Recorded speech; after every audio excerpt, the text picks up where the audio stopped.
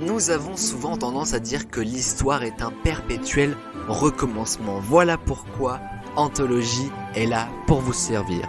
Anthologie, c'est votre nouveau podcast qui raconte l'histoire avec un grand H à portée de tous. Des mots simples, des situations simples, mais nous allons quand même remonter le temps à de nombreuses reprises pendant l'émission, que ce soit pour raconter l'actualité de la semaine, pour revenir sur un événement majeur de notre histoire ou de celle des autres, mais également savoir qu'est-ce qu'il s'est passé à la date précise du jour, il y a des années auparavant. Vous l'avez compris, beaucoup de choses nous attendent. Bienvenue dans Anthologie, générique.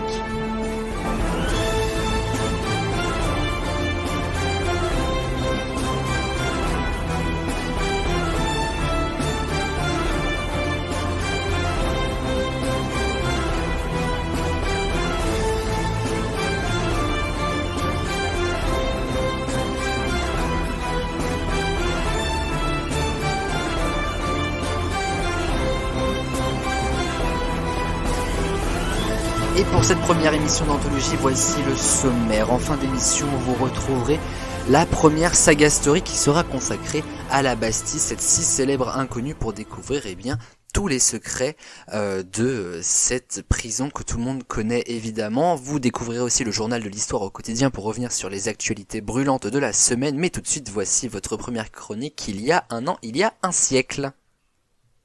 Il y a un siècle, c'est votre toute première chronique d'Anthologie où nous reviendrons quelques années en arrière, voire quelques siècles en arrière, mais toujours à la même date. Aujourd'hui, nous sommes donc le 12 février 2022 et si dans un an nous pourrons, je l'espère, fêter notre premier anniversaire, nous allons tout d'abord parler du Portugal.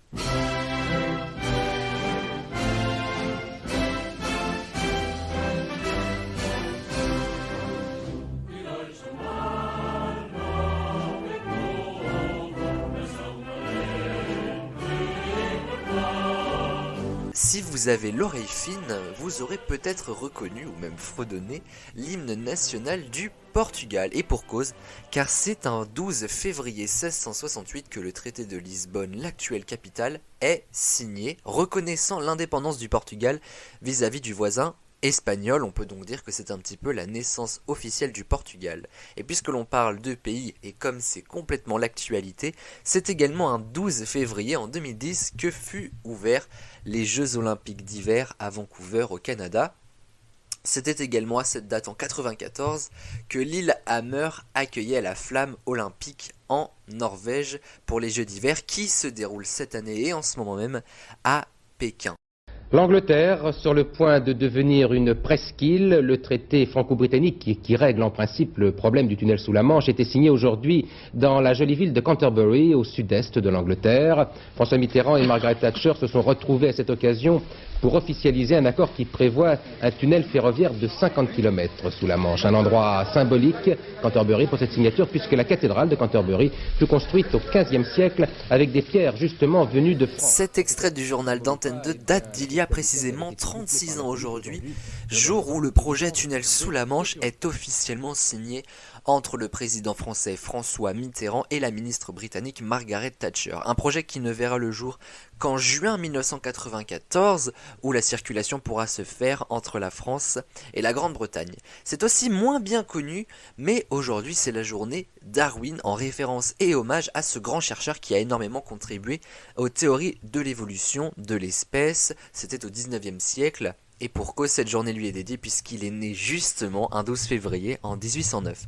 Et enfin, petite anecdote pour terminer, si vous raffolez des chiffres comme moi, c'est précisément l'an passé que les mathématiciens se sont frottés les mains. Écrivez dans votre tête la date du 12 février 2021, tout en chiffres. Est-ce que quelque chose vous saute aux yeux ? Eh oui, l'année dernière c'était un palindrome, un fait qui ne se produit que très très rarement, et il consiste tout simplement à être dans la capacité d'inverser tous les chiffres de place et d'arriver à lire la même date. 12-02-2021. Inversez maintenant chaque chiffre de place et vous obtiendrez la même date, c'est-à-dire 12-02-2021. On aura beau retourner le 12 février dans tous les sens, on aura toujours des choses à dire.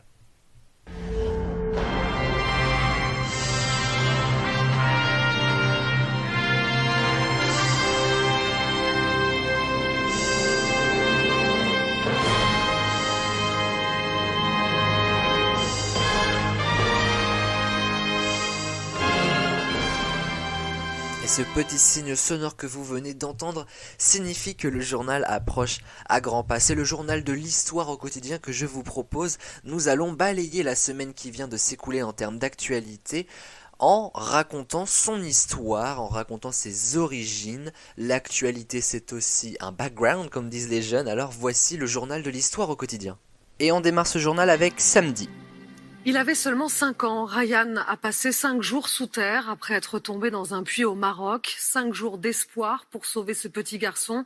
Mais Ryan n'a pas survécu. Ce matin, le Maroc est en deuil, ainsi que tous ceux qui ont espéré un dénouement heureux.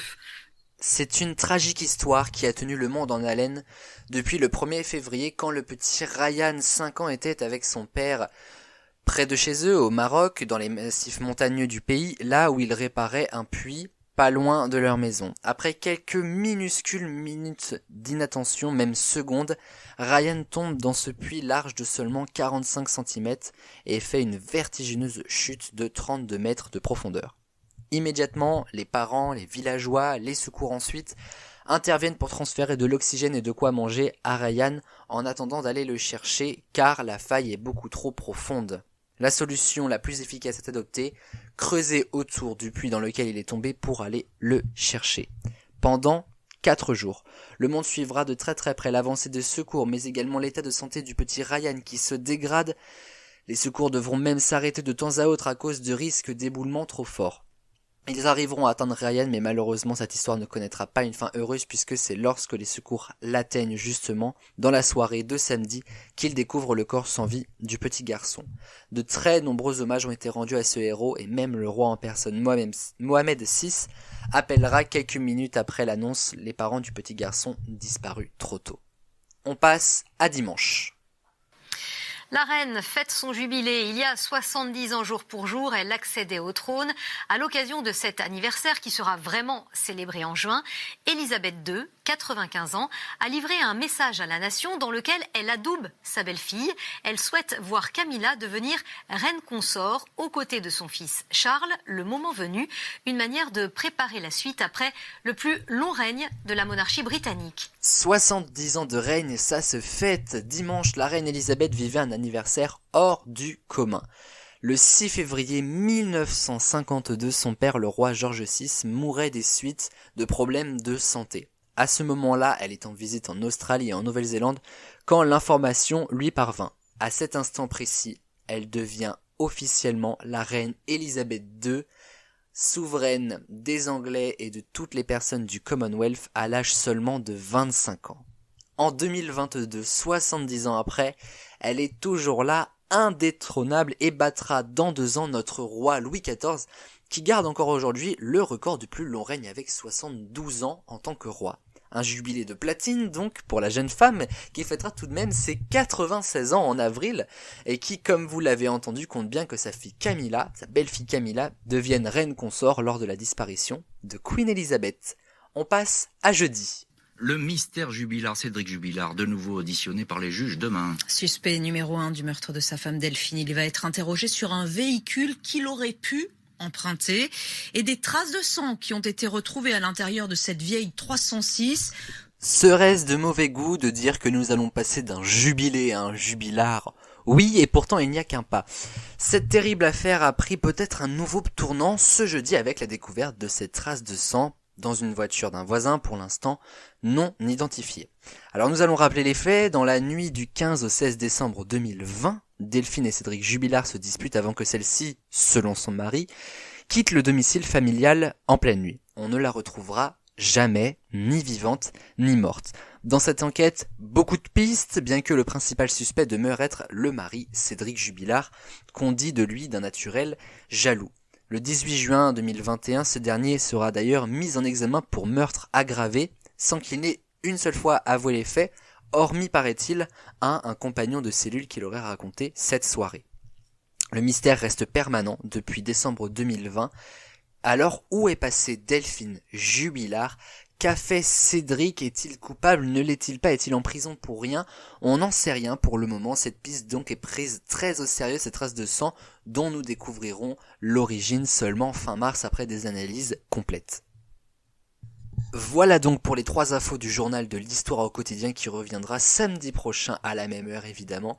Et nous allons passer au gros dossier de cette émission, c'est la saga story où j'aurai plaisir à vous conter avec une bonne ambiance d'époque les histoires qui font la grande histoire, celle avec un grand H. Et cette semaine pour démarrer cette nouvelle émission d'anthologie, nous allons parler d'un monument que tout le monde connaît. Voici la première partie de la Bastille, cette si célèbre inconnue dans votre saga story.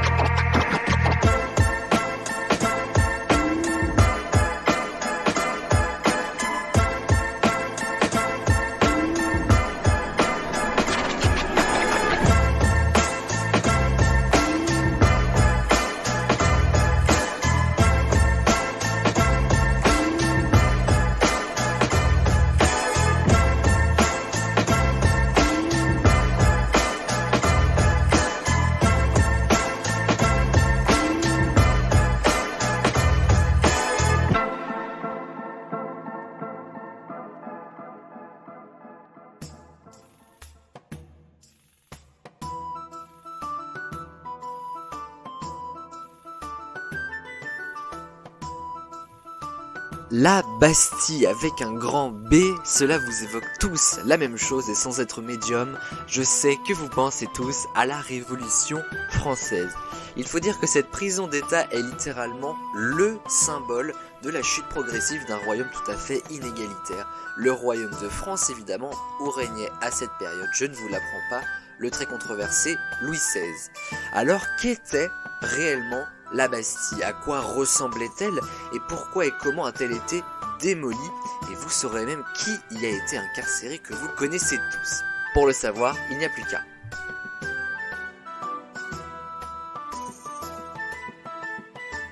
Aussi paradoxal que ça puisse paraître, l'un des jours les plus connus de la Bastille et qui fait sa renommée, c'est l'un de ces derniers. Mais au final, comment est vraiment née cette institution française? Cela va peut-être vous surprendre, mais la Bastille n'a pas été initialement fondée pour être une prison. En 1358, la Bastille, ce n'est qu'une porte. Oui, vous avez bien entendu. 2 tours avec une porte au milieu. C'est ça la Bastille au tout début. À sa fondation première, elle ne se constituait que de ça, pour protéger la porte de Saint-Antoine et Paris. Porte de Saint-Antoine qui d'ailleurs n'est plus qu'une rue à l'heure actuelle, comme la Bastille n'est plus qu'une place, vous le savez, puisque vous connaissez évidemment le destin de la Bastille. Alors quelques années plus tard, le roi de France qui est Charles V s'intéresse à la Bastille justement pour en faire une vraie forteresse. Dans un premier temps, 2 tours sont ajoutées parallèlement en arrière à celles qui existent déjà. Nous avons donc à peu près la forme d'un château, tout ce qu'il y a de plus banal, j'ai envie de vous dire. Mais ajoutez à cela 4 nouvelles tours qui se forment de part et d'autre, à gauche et à droite, formant ainsi la Bastille que les Parisiens ont pu connaître à une certaine époque. C'est donc une forteresse à 4 tours posées sur la même ligne et 4 autres tours à l'arrière formant une plus légère courbe. Une vraie forteresse imprenable. Pour l'anecdote, chaque tour porte d'ailleurs un nom. Et paradoxalement, l'une d'entre elles s'appelle la Tour de la Liberté. Dans une prison, ça fait un petit peu bizarre. Pour comparer à un monument actuel parisien, la Bastille, c'est à peu près en longueur et en largeur une demi-arche de la Défense. C'est donc pas rien. Voilà donc l'entière forteresse de la Bastille qui deviendra officiellement la prison de la Bastille sous le règne de Louis XI à partir de 461. Mais qui a été retenu prisonnier là-bas?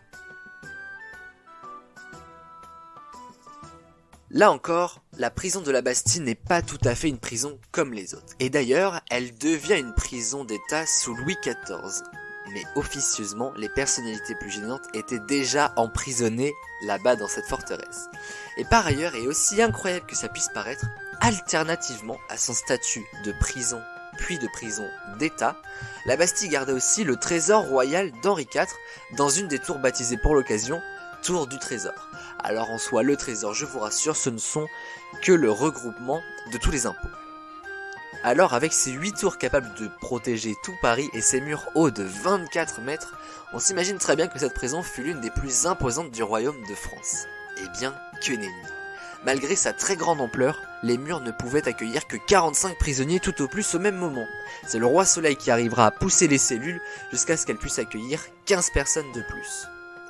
Au total, ce ne sont pas moins de 5200 personnes qui sont passées par la Bastille pour se retrouver en prisonniers de quelques mois à quelques années. Pour différents motifs d'ailleurs, le plus souvent étant, comme nous le disions auparavant, agression morale envers sa majesté ou sa cour, d'où le terme de prison d'État. Et parmi ces incarcérés dans les cellules, les cages ou même les oubliettes de la forteresse, vous en connaissez certains. L'homme au masque de fer, ça vous dit quelque chose? Il reste le plus célèbre prisonnier de la forteresse, aussi réputé qu'anonyme. Nous aurons, je l'espère, l'occasion un jour d'en parler de cette légende et de ce mythe sur ce mystérieux homme qui a passé toute une partie de sa vie à la Bastille et qui d'ailleurs en est mort en 1703. Plus connu peut-être, surtout pour les bacheliers en devenir. Voltaire se retrouve à la Bastille le 17 mai 1717, ça fait beaucoup de 17, soit 285 ans tout juste avant la naissance de Noine et Flavieux des experts. Comme quoi on en apprend tous les jours. Mais revenons à nos moutons et plutôt à notre jeune écrivain Voltaire. Jeune effectivement car il entre à la Bastille à l'âge de seulement 22 ans pour avoir rédigé un poème plutôt controversé sur la duchesse du Berry. Elle est enceinte à cette période et elle est plutôt connue pour ses mœurs, disons, très légères si vous voyez ce que je veux dire. Elle fait souvent scandale à la cour d'ailleurs. Et un an plus tard, il refera un nouveau tour en prison, cette fois pour avoir voulu se faire justice lui-même, après une humiliation sur le nom que François-Marie Arouet venait de prendre pour Voltaire. La Bastille ne nous a pas encore tout dit, mais je vous donne rendez-vous dans la story de la semaine prochaine pour découvrir les secrets qu'elle a abrités lors de cette fameuse révolution française du petit matin du 14 juillet jusqu'à aujourd'hui, ou plutôt jusqu'à samedi prochain. Et bien voilà, c'est déjà fini pour ce premier numéro d'Anthologie. Merci de nous avoir écoutés. L'histoire à portée de tous revient samedi prochain, même heure. Et j'aurai le plaisir de vous retrouver d'ici là vendredi dans Les Experts. Passez un très bon week-end, une bonne semaine à venir. Et n'oubliez jamais, pas de sexe sans latex les amis. Bonne semaine à tous.